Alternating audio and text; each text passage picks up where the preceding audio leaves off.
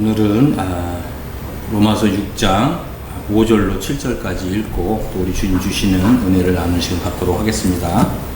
만일 우리가 그의 죽으심과 같은 모양으로 연합한 자가 되었으면 또한 그의 부활과 같은 모양으로 연합한 자도 되리라. 우리가 알거니와 우리의 옛사람이 예수와 함께 십자가에 못 박힌 것은 죄의 몸이 죽어 다시는 우리가 죄에게 종노릇 하지 아니하려 함이니 이는 죽은 자가 죄에서 벗어나 의롭다 하심을 얻었음이라. 아멘.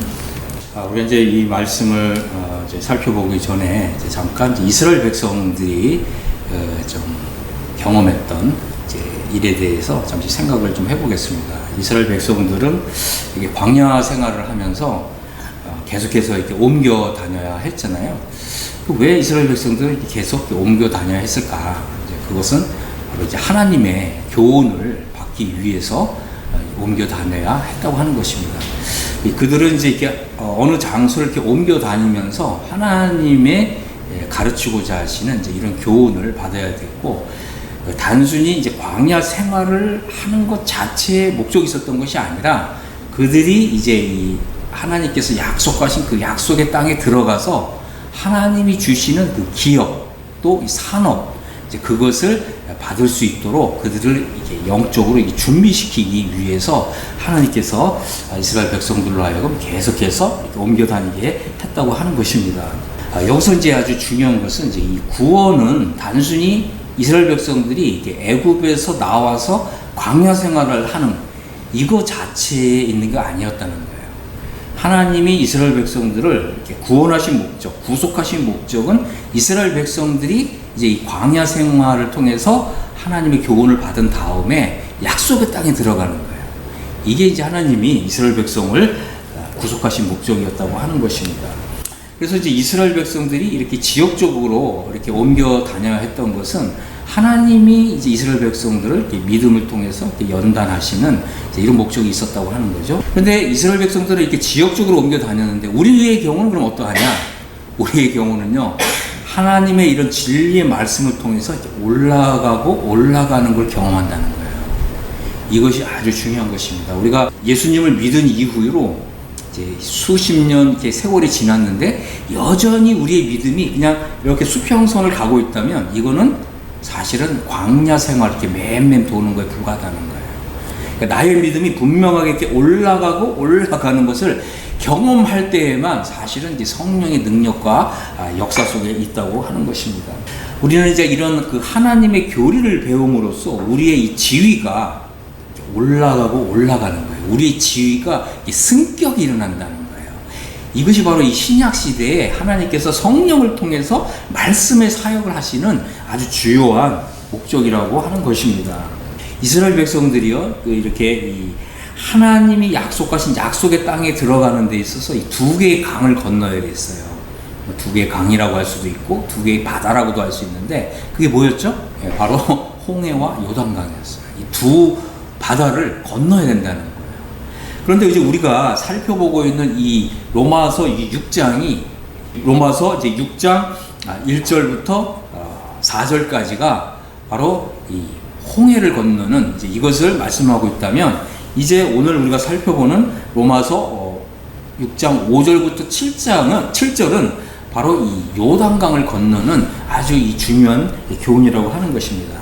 그래서 이제 여러분 이 침례에는 이제 두 가지 의미가 있습니다. 그래서 제가 이제 여러분들한테 이런 좀 책을 좀 소개해 드리는데 꼭 읽으시길 바랍니다. 이 침례의 두 가지 의미라고 하는 이런 책입니다. 자, 그래서 이제 이런 부분들을 좀 오늘 말씀을 좀 드리기를 원합니다. 우선 이제 고린도전서 10장 1절을 한번 열어보겠습니다. 여기 보면 이 사도 바울이 이런 얘기를 했어요. 이스라엘 백성들이 당한 일이 오늘날 우리에게 교훈이 된다는 거예요. 이스라엘 백성들은요, 다 구름 아래에 있고 바다 가운데로 지나며 모세에게 속하는 세례를 받았다라고 하는 거예요.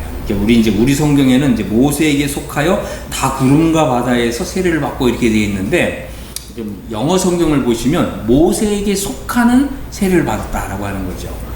그래서 마치 이것은 이제 로마서 6장 3절 4절에 구원받은 그리스도인은 이제 침례를 받아야 되는데 왜 침례를 받는다 그랬죠? 그리스도에게 속하는 침례를 받는다라고 하는 것입니다. 홍해 바다에서 이렇게 침례를 받고, 그죠? 홍해 바다에서 이렇게 세례를 받고 이스라엘 백성들이 광야 생활에 들어갔습니다. 이 광야 생활의 의미가 있어요. 광야 생활은 하나님을 순종하는지 순종하지 않는지를 이게 시험하는 장이었다는 거예요. 이것은 아주 중요한 거죠. 그래서 이제 신명기 8장 2절을 보면 하나님께서 이렇게 말씀하셨어요. 내 하나님 여호와께서 이 40년 동안에 내게 광야길을 얻게 하신 것을 기억하라. 이는 너를 낮추시며 너를 시험하사 내 마음이 어떠한지 그 명령을 지키는지 지키지 않는지 알려 하심이라 그랬거든요. 여러분, 이스라엘 백성들이 광야 생활을 했다고 하는 것은 아주 중요한 의미가 있어요. 왜 그렇습니까? 애굽에서 나온 정말 수십만 명, 어떤 사람은 수백만 명이다 이제 이렇게 계산을 하고 있는데, 이 사람들 가운데서 딱 두 사람만 약속의 땅에 들어간 거예요.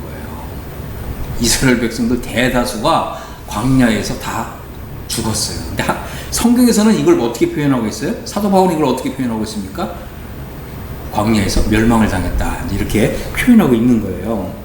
우리가 믿음으로 이제 이 구원을 받았지만, 그죠? 하나님은 우리를 시험하길 원하신다는 거예요. 우리가 과연 하나님의 명령에 순종하는지 순종하지 않는지를 시험하길 원하신다는 거예요. 여러분, 이런 거 생각해 보신 적 있으세요? 하나님은 우리가 그냥 구원받은 거, 많은 사람들이 이제 구원받으면 이게 이제 다 안 줄 아는데 절대 그렇지 않습니다. 구원받은 이후에 하나님 우리를 시험하신다. 그게 뭐라고요? 이게 광야 생활이라는 거예요. 그래서 이스라엘 백성들은 광야 생활을 했는데 사실은 대부분이 불합격했다라고 하는 거예요. 이것은 이제 우리가 장래에 그리스도의 그 나라에 들어갔을 때 이제 산업이 있느냐, 기업이 있느냐, 유업이 있느냐, 이런 그 문제를 가름한다고 하는 것입니다. 고린도전서 이제 10장 5절을 보니까 이렇게 말하고 있잖아요. 그들의 다수를 하나님이 기뻐하지 아니하셨으므로 그들이 광야에서 멸망을 당하느니라. 이거 왜 중요하냐면, 우리가 이제 예수님 믿고 구원받았잖아요. 그리고 이제 침례를 받는 거거든요. 이 침례 받는 의미가 뭐냐? 예수님의 죽음 속으로 들어가는 거예요. 예수님의 죽음 속으로 들어간다는 말이 뭐냐? 이제는 내 생각, 나의 지혜, 나의 어떤 감각, 나의 어떤 꾀, 이런 거로 신앙생활 하는 게 아니라는 거예요. 하나님의 말씀과 성령님의 인도, 이 두 가지를 통해서 신앙생활 하는 거예요. 근데 많은 사람들이 이걸 배우지 못했기 때문에 예수님을 믿고 구원은 받는데 하나님 말씀에 순종하는 삶이 없거나 성령님의 이렇게 음성을 듣고 순종하는 삶이 없는 거예요. 그렇게 되면 어떻게 된다고요? 하나님이 그냥 시험에 불합격했기 때문에 광야에서 멸망시키신다라고 하는 겁니다. 이스라엘 백성들은 이제 40년 동안에 사실 그 믿음을 하나님 연단하셨어요. 그래서 이 믿음이 이제 연단된 이스라엘 백성들은 이제 약속의 땅에 들어가는 거예요. 자, 그런데 이제 이스라엘 백성들이 이 약속의 땅에 들어가기 위해서는 요단강을 건너야 됐거든요. 요단강. 그래서 홍해를 건널 때의 상황과 요단강을 건널 때의 상황이 완전히 달라요. 여러분들이 이제 이런 부분들을 한번 좀 살펴보시기를 바랍니다. 약속의 땅에 들어간다고 하는 것은 결국 하나님이 이제 이스라엘 백성들을 위해서 예비하신 그 기업을 받는 거예요. 기업. 산업이라고 또 번역되고, 또 이것은 또 유업이라고도 이렇게 번역되고, 또 이것은 이제 상속 재산이다, 이제 이렇게 뭐 번역되기도 합니다. 그래서 우리가 이제 장래에 이제 영광스러운 그리스도의 나라에 들어갔을 때 우리에게 기업이 있느냐 없느냐, 이제 이런 아주 중요한 문제가 우리 앞에 놓여 있는 것입니다. 그래서 우리가 이제 좀 주목해야 될 건 뭐냐면, 이 침례에는 두 가지 형태가 있다. 하나는 뭐냐면 예수님이 나를 대신해서 못 박혔다고 하는 것을 믿고서 침례를 받는 거예요. 이것이 바로 이제 홍해의 의미인 것입니다. 그리스도께서 나를 위해서, 나를 대신해서 못 박혔기 때문에 이신득의의 차원에서 침례를 이제 이해하고 믿고 침례에 순종하는 것입니다. 자, 다른 하나는 이제 요단강이에요. 요단강은 뭐냐면 사실은 내가 그리스도와 함께 죽었다고 하는 이제 이런 믿음으로 침례를 받는 것이고, 이 성화 차원에서 침례를 받는 것이라고 하는 것입니다. 자, 이스라엘 백성들이요, 우선 첫 번째, 이스라엘 백성들은 사실은 이제 두 부류로 나눠졌어요. 어떻게 나눠졌습니까? 홍해에서 세례를 받은 사람, 그 다음에 요단강에서 세례를 받은 사람. 두 가지 이 세례를 받은 사람과 한 가지 세례만 받은 사람, 두 가지 세례를 다 받은 사람, 이렇게 나눠졌어요. 그러면 이스라엘 백성 대다수는 이 한 가지 세례만 받았다는 거예요. 두 가지 세례를 다 받은 사람 누구라고요? 여호수아와 갈렙. 그래서 우리는 대다수 이스라엘 백성들이 한 가지 세례만 받은 거예요. 그리고 여호수아와 갈렙은 그죠? 이 두 가지 세례를 받았다. 그럼 우리는 어떤 사람이 되어야 되겠습니까? 두 가지 세례를 받은 이런 사람이 되어야 된다고 하는 것입니다. 만약 우리가 이제 이신득이 차원에서만 이런 이제 세례 아니면 이제 침례를 이해하게 되면 그죠? 그것은 뭐라고 했습니까? 그것은 이제 홍해 바다를 믿음으로 건넌 거죠. 그리고 광야 생활이 시작되잖아요. 그래서 이 광야 생활을 하는데 이 사람들은 이제 그 홍해 바다만 경험했잖아요. 예수님이 나를 대신해서 못 박히셨다. 이 믿음만 가지고 있었던 거예요. 이 사람들은 어떻게 됐다고요? 광야에서 우리 40년 동안 이렇게 방랑하다가 그죠? 물론 이 광야 생활을 하는 동안에 이스라엘 백성들은 다양한 하나님의 역사를 경험했어요. 불기둥과 구름기둥으로 그 앞서 행하시는 것도 경험했고요. 그죠? 그 다음에 하나님께서 이 광야에서 또 물을 내시는 생수를 마시는 이런 경험도 했고요. 심지어는 하늘에서 이제 만나가 내려서 이런 초자연적인 이런 것도 경험했다고 하는 거죠. 여러분, 우리 신앙은 그것으로 귀결되는 게 아니라는 거예요. 우리가 그게 구원받으면 어떤 이제 그 초보적인 이제 이런 믿음을 가지잖아요. 초보적인 믿음을 가지게 되면 하나님이 물론 함께 하시는 은혜의 역사가 있어요. 근데 우리 신앙은 그걸로 귀결되지 않는다. 우리의 신앙은 어떻게 해요? 약속의 땅에 들어가는 거. 그걸로 귀결된다는 거예요. 이것을 우리가 명심해야 된다고 하는 것입니다. 그래서 하나님의 그 인도하심을 따라서 이 광야 생활을 마쳐야 되고, 그 말은 뭐예요? 우리가 하나님의 시험에 합격해야 된다. 우리가 이 전적으로 여호수아와 갈렙은 그들과 정신이 달라서 나를 온전히 순종하였은지, 이게 하나님 평가거든요. 우리도 이런 평가를 받아야 돼. 그러면 하나님은 어떻게 하신다고요? 요단강을 건너게 하신다라고 하는 거죠. 요단강의 의미가 뭐냐면 내가 예수님과 함께 죽었다고 하는 믿음을 고백하는 게 바로 요단강이라고 하는 것입니다. 많은 사람들이요, 많은 그리스도인들이 구원만 받으면 되지 꼭 그리스도와 함께 죽어야 되느냐, 그거 너무 어렵다. 그리고 예수님과 함께 죽는다고 하는 것은 결국 나는 죽고 예수로 사는 삶이 시작되는 걸 의미하는 거거든요. 나는 더 이상 나의 꿈, 나의 이상 이런 걸 없는 거예요. 오로지 예수님의 꿈, 예수님의 이상만 있는 거예요. 나의 어떤 관심, 나의 어떤 기호 이런 건 없는 거예요. 오직 예수님이 관심하신 것만 관심하는 이런 기쁨으로 사는 거거든요. 이게 바로 이제 요단강을 건넌다고 하는 의미인 것입니다. 많은 그리스도인들이 그죠? 예수님과 함께 꼭 죽어야 되느냐? 그 너무 수준이 너무 높지 않냐? 이런 핑계를 대면서 예수님과 함께 죽는 이런 믿음을 이제 갖기를 원하지 않는다고 하는 거예요. 근데 그런 사람은요, 이걸 아셔야 돼요. 그런 사람은 하나님의 눈에 어떤 사람으로 보이느냐? 고린도 교회 사람으로 딱 보인다는 거예요. 그럼 고린도 교회 사람들은 어떻게 된다고요? 하나님이 그들의 다수를 기뻐하지 아니하셔서 광야에서 멸망당하게 하신다는 거예요. 이스라엘 백성들이요, 그래서 많은 경우에 이스라엘 백성들이 병든 자, 약한 자, 잠자는 자가 적지 않았다는 거예요. 여러분, 우리가 이거를 생각해야 된다는 거예요. 구원 이후의 삶을 생각해야 된다는 거예요. 고린도 교회 사람들은요, 광야에서 멸망을 당하는 사람이라고 하는 거예요. 이 멸망을 당한다는 단어가 있는데 이 단어가 사실 구원을 잃어버린다는 단어가 아니에요. 많은 사람들이 그냥 멸망 그러니까 이거 구원 잃어버리는 거 아니냐? 이제 이렇게 해석을 하거든요. 멸망당한다는 말은 구원을 잃어버린다는 뜻이 아닙니다.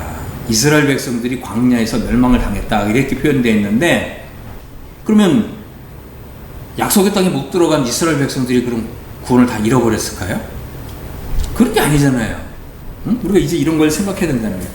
그래서 이 멸망을 당한다는 말은 뭐냐면 구원을 잃어버리지 않지만 하나님이 이제 이 약속의 땅에서 주실 이 하나님 나라에서의 기업, 산업, 유업을 받지 못한다. 이런 뜻입니다. 이 단어는 이제 그 히브리서 10장 39절에 우리는 뒤로 물러가 침륜에 빠질 자가 아니요. 근데 또 요 개정 개혁에서는 멸망이라고 번역을 했더라고요. 요 단어가 원래 같은 단어예요. 그래서 우리는 오직 영혼을 구원함에 이르는 믿음을 가진 자니라 이렇게 표현했거든요. 이 단어는 구원을 잃어버린다는 뜻이 아닙니다. 구원은 받았지만 이 땅에서 허망한 삶을 살다가 그죠? 하나님 나라에서 기업을 전혀 받지 못하는 상태에 떨어진다 이런 뜻이라고 하는 것입니다. 자, 한번 생각해 보겠습니다. 이게 이스라엘 백성들 중에서 대다수가 광야에서 멸망을 당했죠.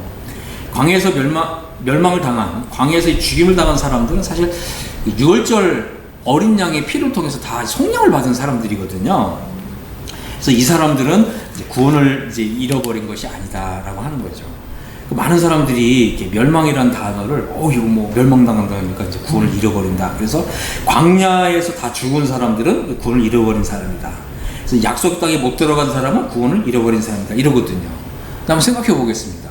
미디암, 모세의 이제 누나 미디암 약속의 땅에 못 들어갔죠. 아론도 약속의 땅에 못 들어갔죠. 심지어 모세도 약속의 땅에 못 들어갔어요. 그러면 미디암, 아론, 모세도 그럼 구원을 잃어버린 사람입니까? 그렇지 않다는 거야. 이렇게 성경 그렇게 해석하는 것이 아니라고 하는 것입니다.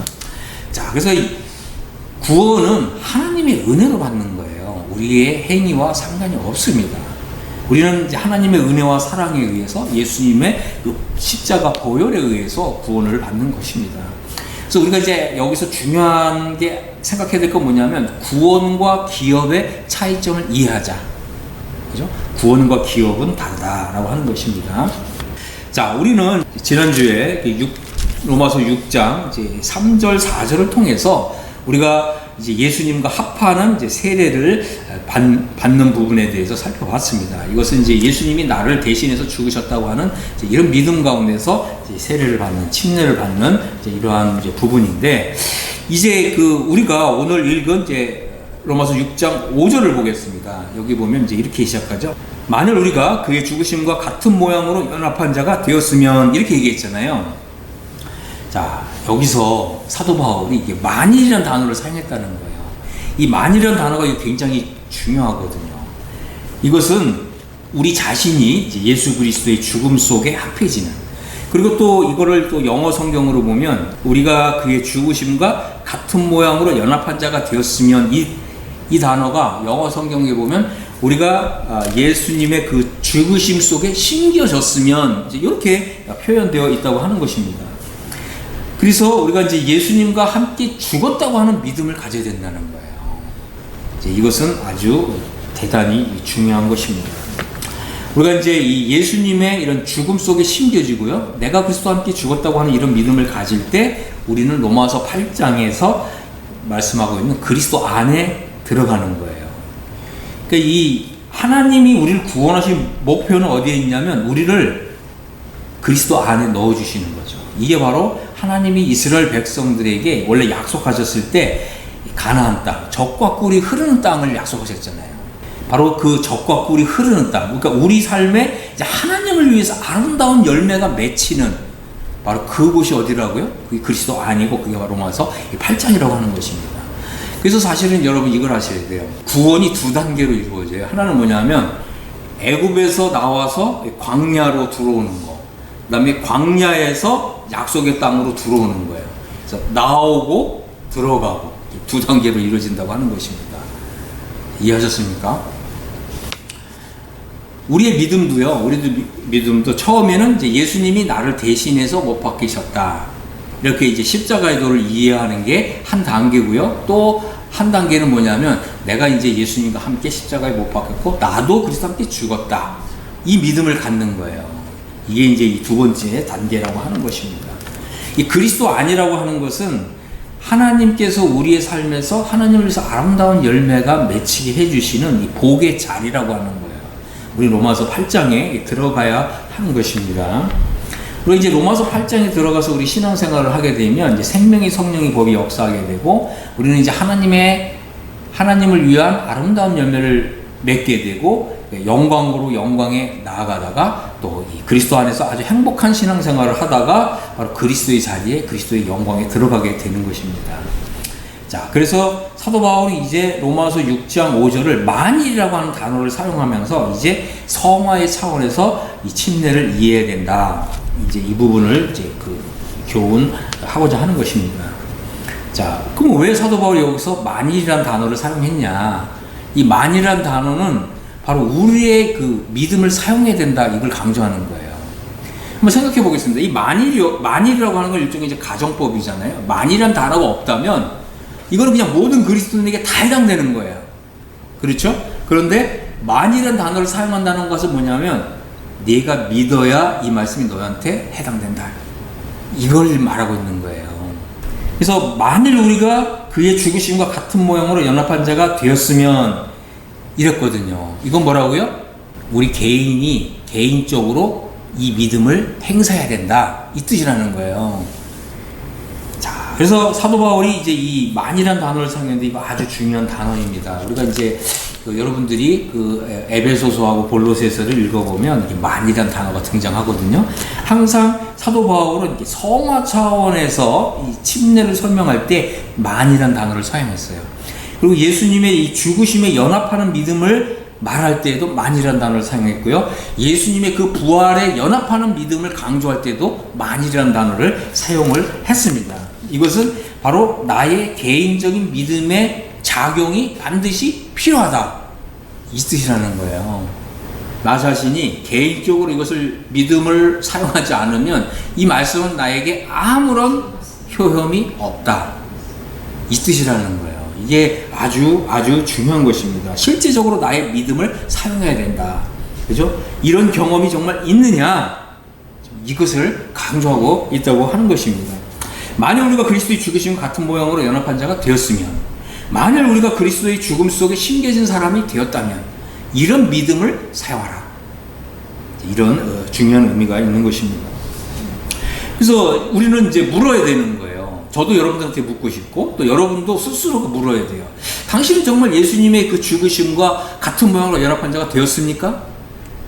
여러분 이제 스스로 나는 정말 예수님의 죽으심과 같은 모양으로 연합한 자가 되었는가? 이렇게 물어야 된다는 거예요. 그리고 여기에 우리가 아멘으로 화답할 수 있어야 된다고 하는 것입니다. 나에게 정말 이런 믿음이 있는가? 그죠? 만이란 단어는 바로 우리의 이런 믿음을 자극하고 도전하고 이런 믿음을 우리한테 일으키려고 하는 거예요. 우리의 이 정말 영혼 안에 이런 불꽃을 일으키려고 만이라는 단어를 사용하고 있다고 하는 것입니다.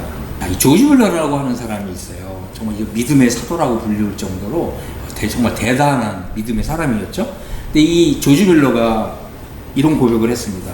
나도 여러분들처럼 평범한 그리스도인이었습니다. 하지만 나의 인생에 그날이 있었습니다. 그날은 어떤 날이냐면 그날은 바로 이 조지 뮬러가 그리스도의 죽음 속에 심겨진 날입니다. 그래서 나에게는 죽은 날이 있었습니다.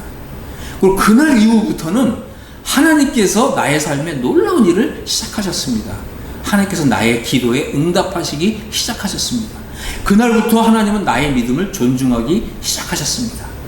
이런 고백을 했다고 하는 것입니다.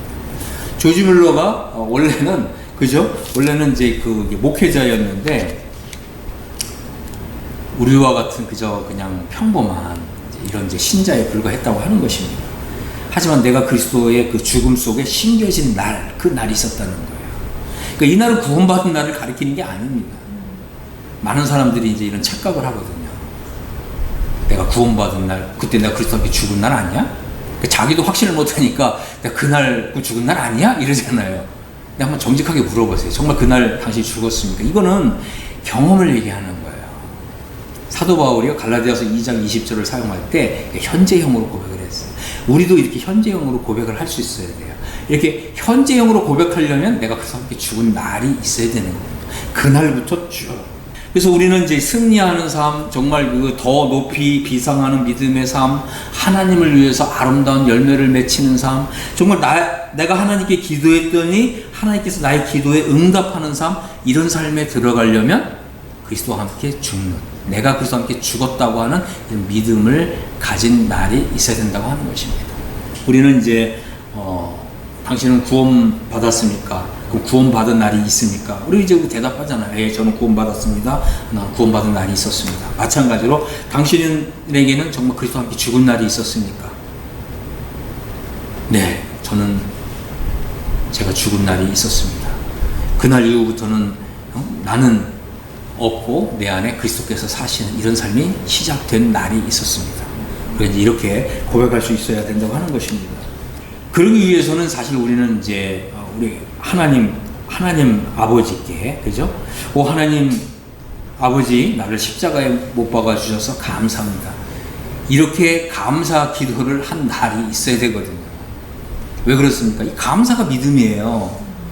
여러분, 우리가 이제 주님을 믿은 지 10년, 20년, 30년 됐지만 많은 그리스도인들이 내가 그리스도와 함께 죽었습니다. 내가 그리스도와 함께 정말 죽은 그날이 있었습니다. 오 하나님 아버지, 제가 그리스도와 함께 죽어서 너무 감사합니다. 이게 감사를 한 적이 없거든요. 여러분 있습니까? 없다는 말은 뭐냐면 이런 믿음이 안 왔다는 거예요. 이루어지지 않았다는 거예요. 여러분 제발 착각하지 말아 주시기를 바랍니다.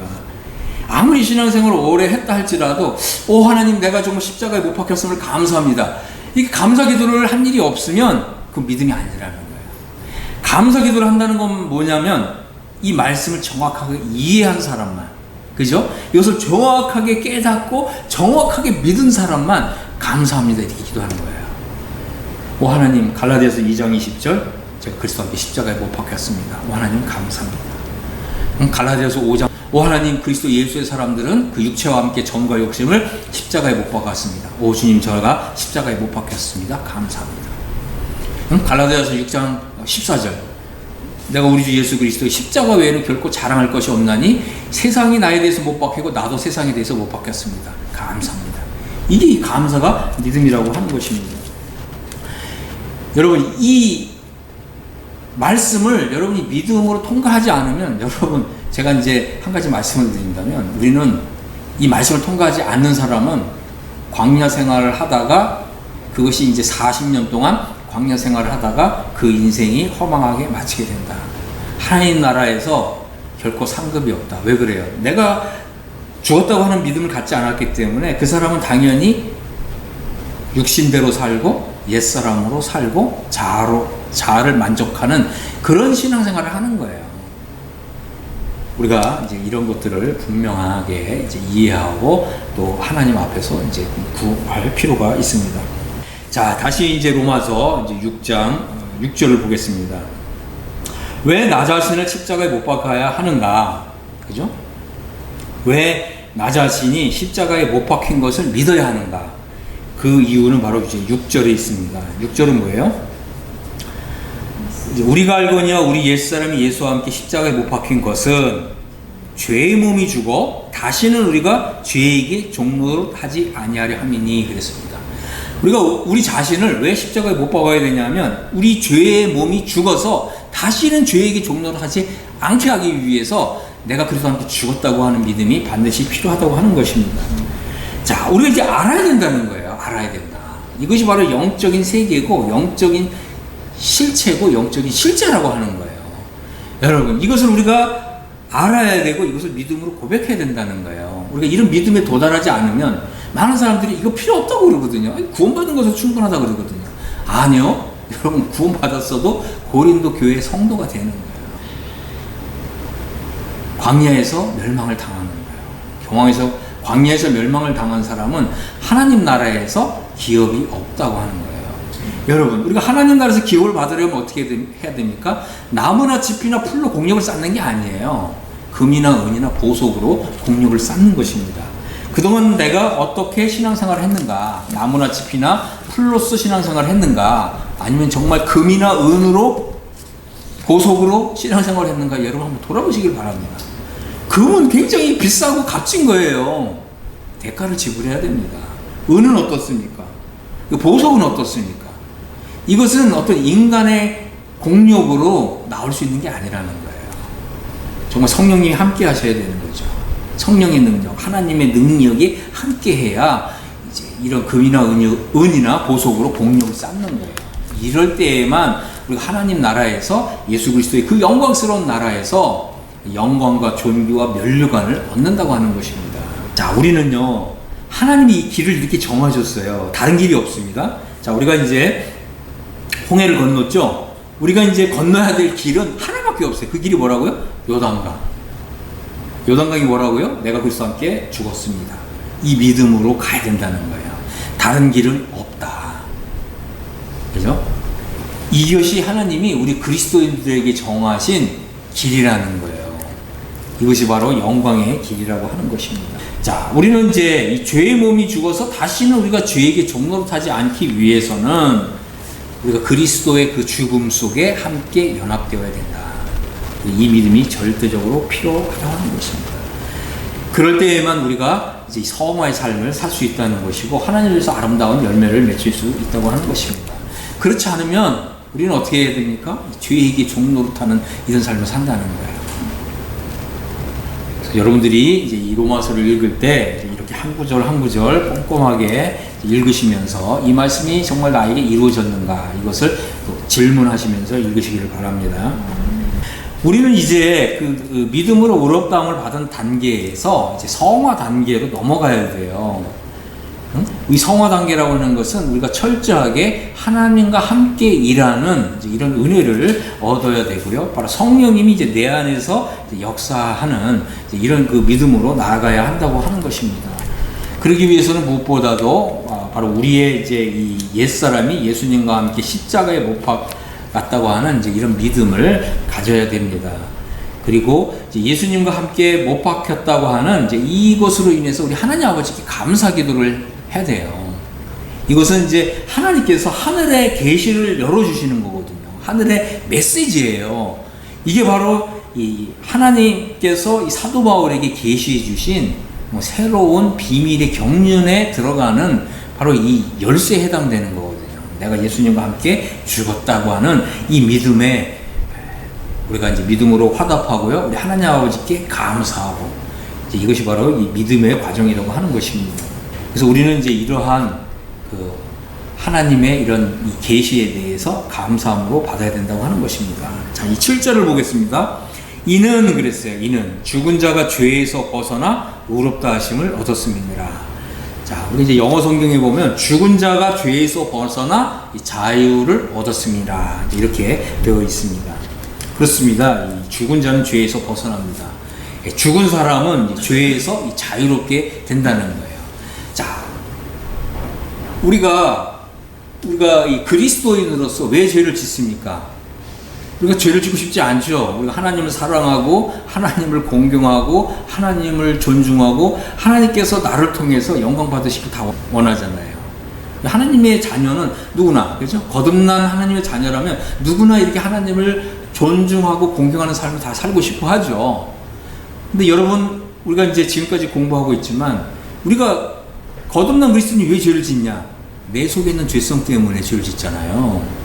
이게 외부적인 게 아니라는 거예요. 여러분, 이것을 정말 이해하셨습니까? 우리 그리스도인이 죄를 짓는 거는 바로 내 속에서, 바로 이 죄가 내 속에서 역사하기 때문에, 나를 죄를 짓도록 끌고 가기 때문에 죄를 짓는 거지, 이게 외부적인 게 아니라는 거예요. 그런데 우리가 그리스도와 함께 죽었다는 하는 이런 믿음을 갖게 되면 죽은 자는 죄에서 벗어나게 된다. 죽은 자는 죄에서 자유롭게 된다. 죽은 사람은 죄에서 벗어나 이제 의를 행하는 삶을 산다고 하는 것입니다. 6장 18절입니다. 죄로부터 해방되어 의에게 종이 되었느니라 이랬거든요. 그렇습니다. 이 죄에 대하여 죽은 사람은 죄로부터 해방되어 이제 의에게 종이 되는 거예요. 그래서 우리가 이제 한번 이제 이렇게 한번 생각을 해보겠습니다. 나는 이제 그리스도의 죽음 속에 연합하여 죽은 사람입니다. 그죠? 나는 이제 죄에 대하여 죽었습니다. 나는 이제 죄의 종이 아닙니다. 나는 이제 의의 종입니다. 이것이 이제 우리의 그 믿음의 중심의 자리를 잡으라고 하는 것입니다. 이것이 바로 우리의 새로운 정체성이라고 하는 거예요.